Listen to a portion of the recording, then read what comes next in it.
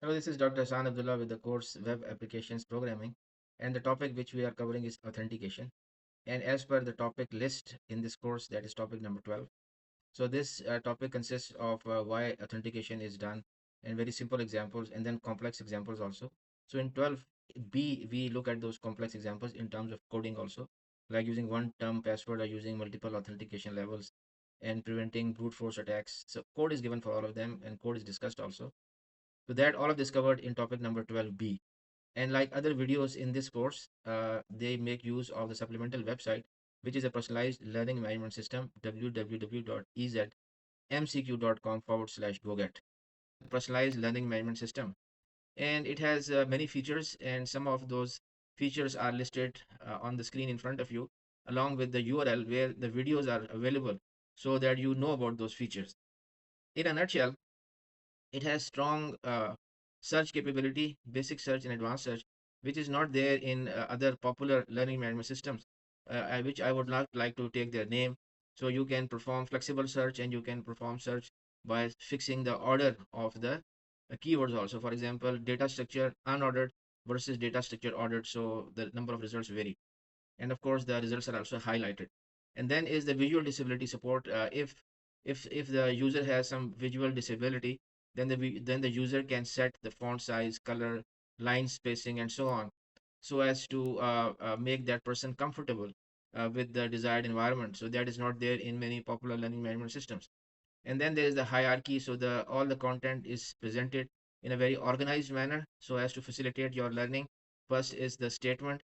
You click on the statement, you see the bullets about that statement, and then you look at the detailed answer about those bullets are explained. And then there could be a diagram if needed, and there are references also.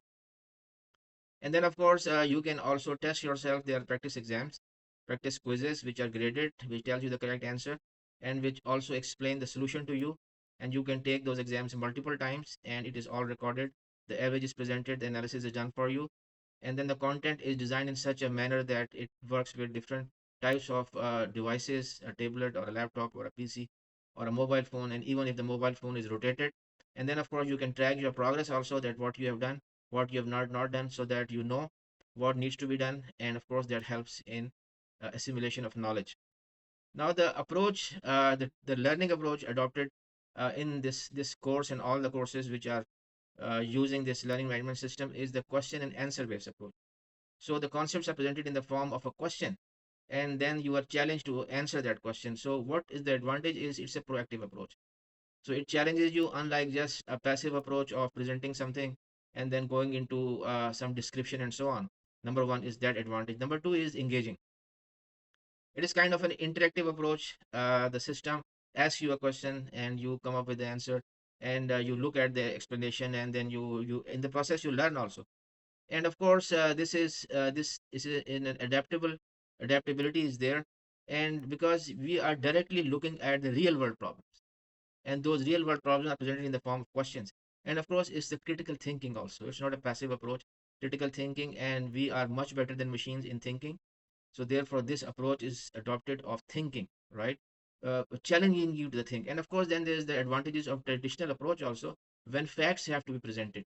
So this approach which we have adopted here is the best of both worlds. So this is the list of topics which are covered in this course, and we are right here at topic number 12. So topic number 12 is authentication, and within that topic there are 10 Q&As. So the ones which are shown in yellow, these question and answers, which actually is a concept, is covered in 12A, and the next set of 5 Q&A, they are covered in the video 12B, right? And clicking on each of these question and answer displays all the bullets and the description and the references and the diagrams. So now we move on to the supplemental website, and we start with the corresponding Q&A. So we are now at the 12B part, a question and answer, which is a concept. And since this is the course is oriented towards programming, so of course our tilt is towards programming. So and implementation also. So our question number 6 is implement a login system using PHP and MySQL that securely validates the user credentials. So we are spending quite a few concepts or questions on this domain or this problem, because this is whenever you have authentication, then you have to have a login system. for authentication purposes. And as you can see on the screen that there are 1, 2, 3, and 4. We have 4 forms, or we have 4 files for PHP, or pages, so to say, to handle this, all of this. So question 5 was about this concept. Question 6 is about this concept. And in topic number 15 we have I have given you, and I will show you also code here also, how it works, and the table structure and everything. So the details of all of this, the details are given here. Okay. There are not a lot of details, and the code is here, and I will briefly explain the code to you also. So what is covered here in the registration, or the register.php, which is for registration purposes. So what it will do is that it will of course handle the user registration. And what constitutes a user registration? It will be collecting the input, whatever you require. It could be phone number, it may not be phone number, it may be email address, and so on. And collecting the input and validating it. Validating means that if you're asking for the email address, then in the box of the email address is entered. And if you're asking for I don't know, date of birth, then the name is not entered there, and so on. And that validation is done in the registration, and then the hashing takes place for the password. And first the hashing takes place, password underscore hash, and then it is securely stored in the database, okay, using prepared statements. Why we are using prepared statements? Because we would like to, we want to prevent SQL injection. Here we are, what this word I'm talking about. And one thing which you should always remember is that when you register, you need to match the username, that if that username has already been used, so there has to be an error message then. So once successful registration takes place, then the user needs to log in. So you have the login page, and what the login page does, of course, it's going to validate the credentials. And how those credentials are validated? By retrieving the user record. And user record based upon the username, and then the password underscore verify function will be used to compare the password which is given and the stored hash. Right. So the stored hash, and of course, if it's successful, then a session would start, and that session value is going to be used for authentication purposes at the server end. So once that is successful, and the authentication takes place successfully, then the user moves on to the welcome page. So it means that now it's the authorization phase. So authentication successful, now the user goes into the area where the user is authorized to go, because it's a protected or a secure page. And first of all, it's going to check if the user session is active or not. So if the user session is active, then the content for that page is going to be displayed. So that's the way you have to code it, as a matter of fact. And if no session is found, right, then of course it's going to be the user is going to be redirected, and it's your choice where you want to redirect the user.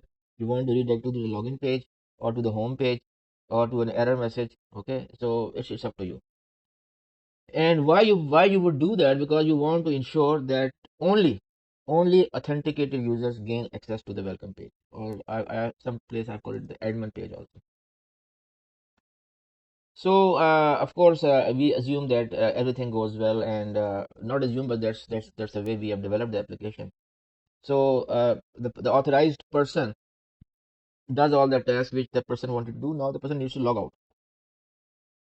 So to do the logout, the session has to be destroyed.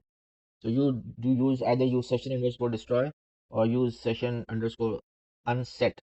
Okay. So what it's going to do is it is going to effectively log out the user. Okay, and redirect the user to a login page.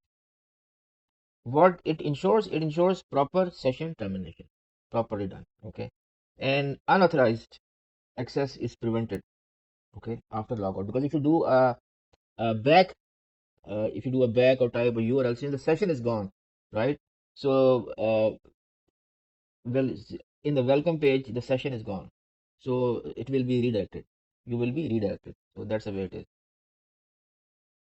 And we have to be careful about the security considerations. What are those considerations? Security considerations are use HTTPS to encrypt the data in transit, right?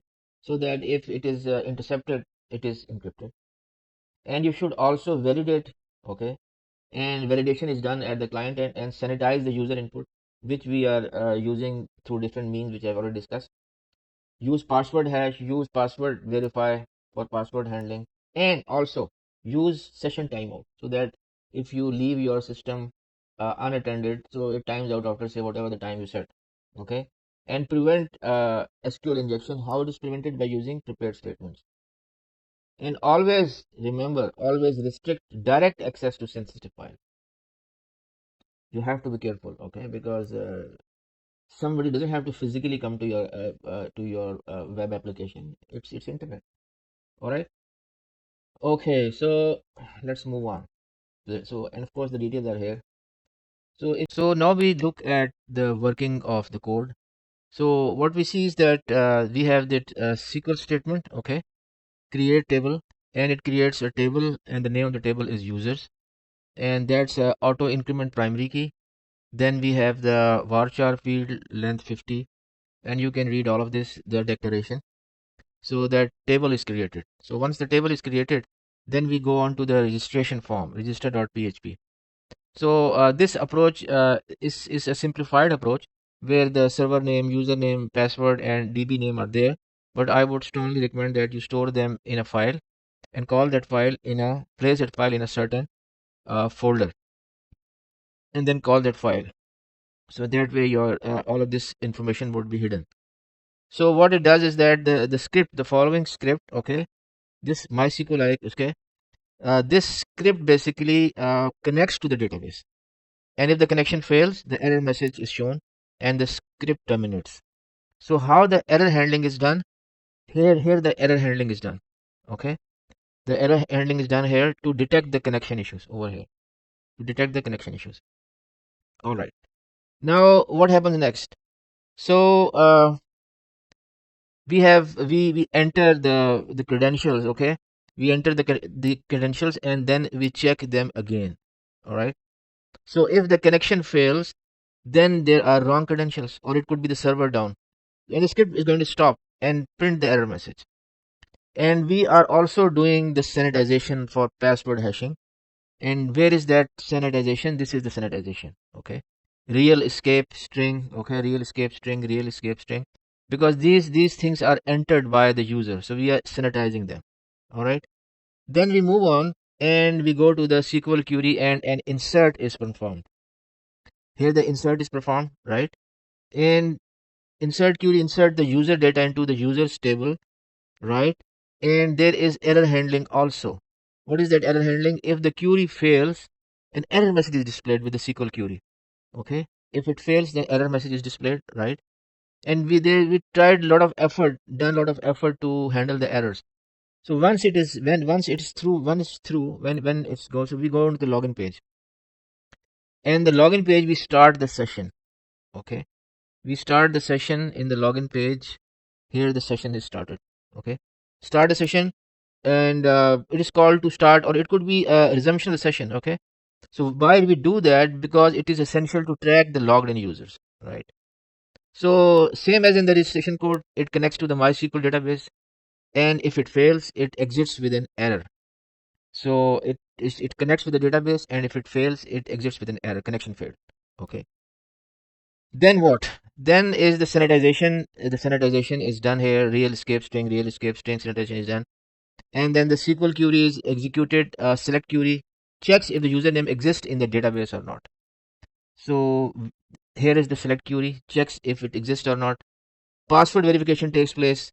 The password which was entered is checked against the hash password in the database using what? Using the uh, just hold on. So here we verify the password. Okay, password is verified, right? And if it matches, right, then of course, if the user is not found or the password is incorrect, so either of the two things can happen. As a matter of fact, both can happen. The user is not found or the password does not match. So there is an error message, right? There's an error message, invalid credentials or user not found. Okay, and then what happens? The connection is closed. The connection is closed, right? At the end. And if everything is successful, then move on to the welcome page. Okay, move on to the welcome page. That's the welcome page. The session starts here, right? And before the session starts, the page is going to check if the user is logged in, right? And of course, if the session is not set, the user is redirected to the login page. redirect it to the login page. It is your choice. You can send the user to the login page or send it to the home page or whatever. And if everything is successful, once authenticated, then of course the user's name is displayed. So welcome username, whatever that username is, right? And then is the exclamation, and this is the concatenation of PHP. And then what happens is that then is the logout page. Okay, it's the logout page, and in the logout page it takes destroys the sessions. Okay, so remember that whenever you have to start the session on that page also. People miss that thing a lot. So then you destroy the session and the location, and you redirect the user to the login page, right? It could be any page of your choice, and this is how this code is going to work. And if you have any questions, I would suggest that you read the material also. So we move on to the next concept, that what are the common vulnerabilities in password based authentication systems using PHP, and how can they be mitigated? How can we manage them, control them?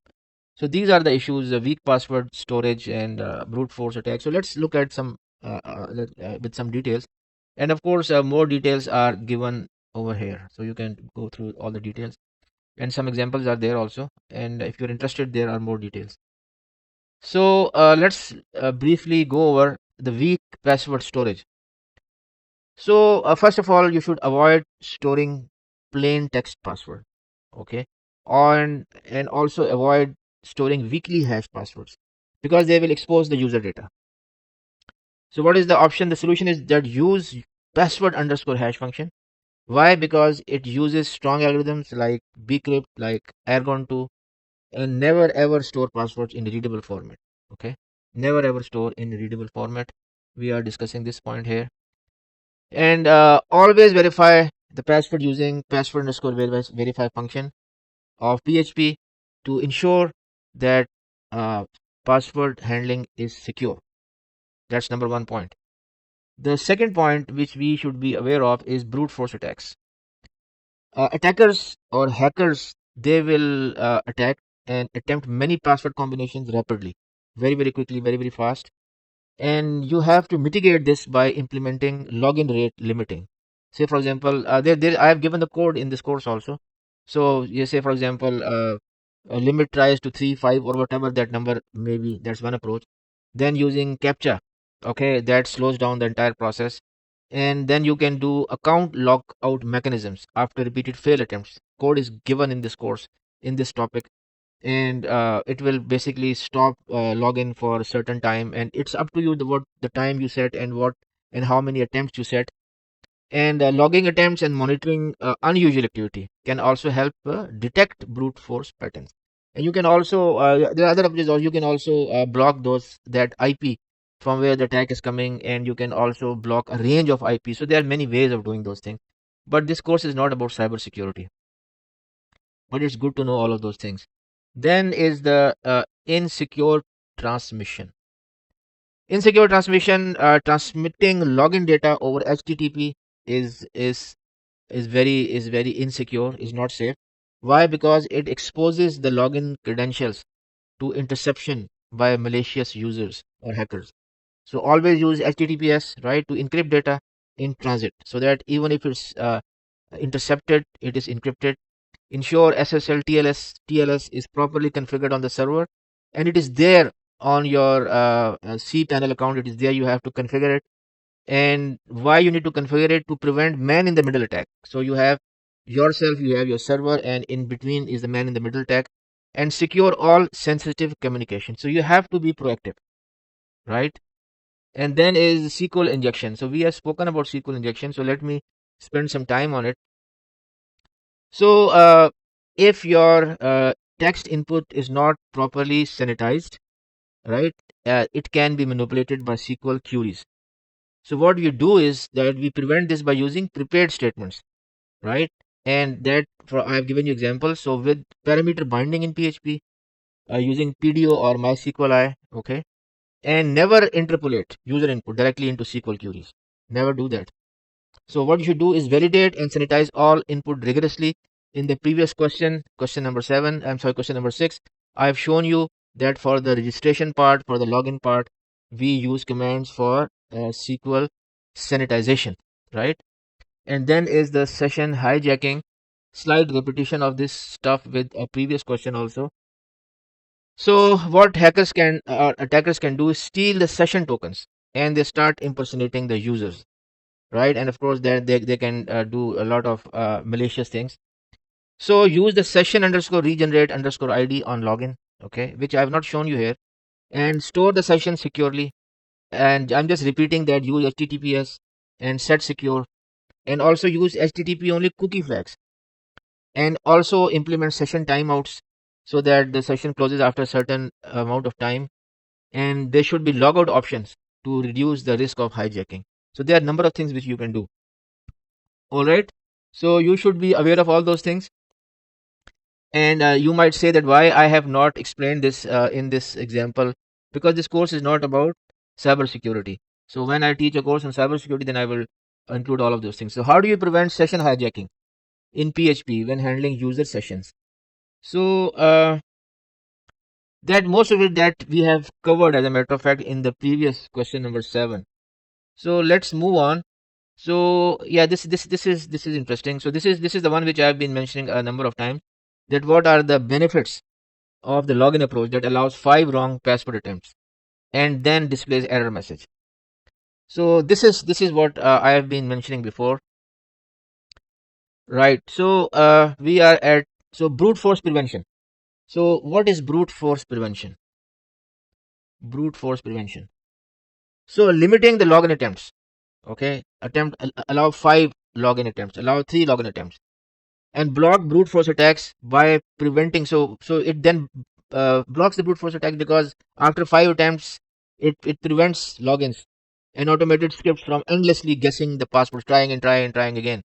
So what happens that this slows down the attack significantly, and it protects the user accounts from unauthorized access by the trial and error methods of brute force. So if you go down, I'll go down and I'll show you the code also.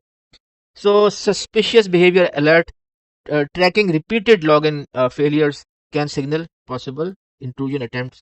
So one can generate error messages or emails or text messages, right?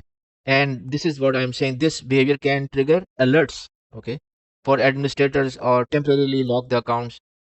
And of course, this helps in gives time also to investigate or do additional verification and use those measures to protect the users. So that was I was referring to the suspicious behavior alert, sending messages to the admin also. So the next day is server load reduction. So what is the benefit of these measures is that by blocking those repeated failed login attempts, okay, which could be hundreds and thousands in a second, right? The system will avoid the excessive authentication requests from bots. Bots means robots or the attackers. So this, of course, is going to conserve the server resources. And instead of the server just checking for authentication, okay, its performance or its CPU cycles are used for useful purposes and to give a better performance to legitimate users which are accessing the application. And of course, last but not the least is the user account protection. Okay, user account protection. So when you limit the incorrect password entries, okay, it helps protect the user accounts from being compromised. Because if the attacker tries 10,000 attacks, of course the 10,000 attacks have more chance of being successful as compared to 5 attacks. So helps protect user accounts from being compromised. So if someone is attempting to guess a password, the system is going to temporarily lock them out. Okay, and of course it kind of adds friction, increasing the security of the legitimate users. So if you go here, so the details are here, okay, and here is how here's the I'm sorry about that. So this is the following code, right? And I would suggest that you copy paste that code and run this code, right? And the comments are given which will explain you how you're going to use this code, and it is also explained here also. So when you do a login, right? So I had set it to 5 attempts. So it says that one attempt failed, the second attempt failed, and after 5 attempts, too many failed attempts, and will not accept password for next 5 minutes. So that's the friction I was talking about. And when, of course, the correct password is entered, then it gives a welcome message, and you can do what you wanted to do, say view some information, and click on it and do a logout. So that is explained here, right? So I would strongly urge you to copy paste this code and run this code in a PHP file, and then you will believe how it works, and you can implement this in your semester project also. All right, so we move on to the last question of this 12B topic, which is give PHP code for multi-factor authentication. So you have this primary login, and then is one-time password is generated, and that is sent to you, and then you sent to you by email, and then you enter that one-time code back, and that code is verified, and then of course the you can proceed. So this is the primary login. This is the one-time password generated verification. So this is how it's going to look like. So we will have here, you'll have this login screen, and you enter the username and password, okay? And it if it's invalid login, then it's over. If it's not invalid login, then it is going to send you a one-time password, and it will be sent to your email address, and you log into your email account. Let me zoom in, right? So you log in into your into your account, and you have that one-time password. Then you enter that password in your page where you log in, trying to log in, and then the login is successful.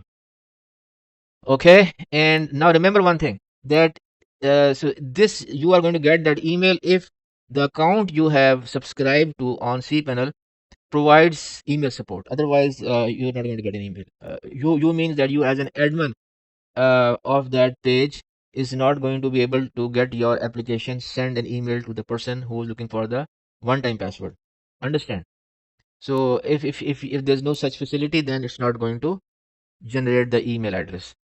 I'm sorry, it's not going to generate that message. Okay? All right. All right. So let's move on. Let me zoom out. All right. So I would suggest you read these details, right? And in a nutshell, what I've already explained. The primary login is the first user login with a valid username and password. Okay, which is the standard authentication practice or process. Now PHP is going to verify credentials with password underscore verify, and if successful, of course, then proceed to trigger the second factor OTP instead of granting immediate access. And if it fails, it fails. So the first level is successful, and one-time password is generated. So that the OTP generation. OTP generation takes place. Okay, OTP generation takes place, and after the primary login, PHP generates a random one-time password OTP. This could be a 6-digit or whatever you decide it to be. This OTP is securely stored in the session or a database. So it's not going to go away if the user closes the browser or restarts it, because it's in a session variable stored at the server end. So that is sent to the user via email or SMS integrated into the API, depending upon the level of integration. And then the OTP verification takes place. Okay, and the user receives the OTP and then enters that OTP into the verification form, and PHP compares the entered code with the stored one, right? And checking for the expiration, there's an expiry time also, checking for a match. So if verified, then the session is authenticated fully, and the user is granted access. All right, so then it's going to work. So this entire process is shown here. It's a 1, 2, 3, 4, 5, and 6. The entire process is shown here. The code is given here. I would suggest that you copy paste that code, and this is the email address on which the OTP is going to be sent. So if your cPanel account supports email, then put that email address here, not this one, right? And if your cPanel account doesn't support email, then whatever email address you put here is nothing going to happen with reference to emailing. So with this, we finish the authentication topic. Thank you for your time.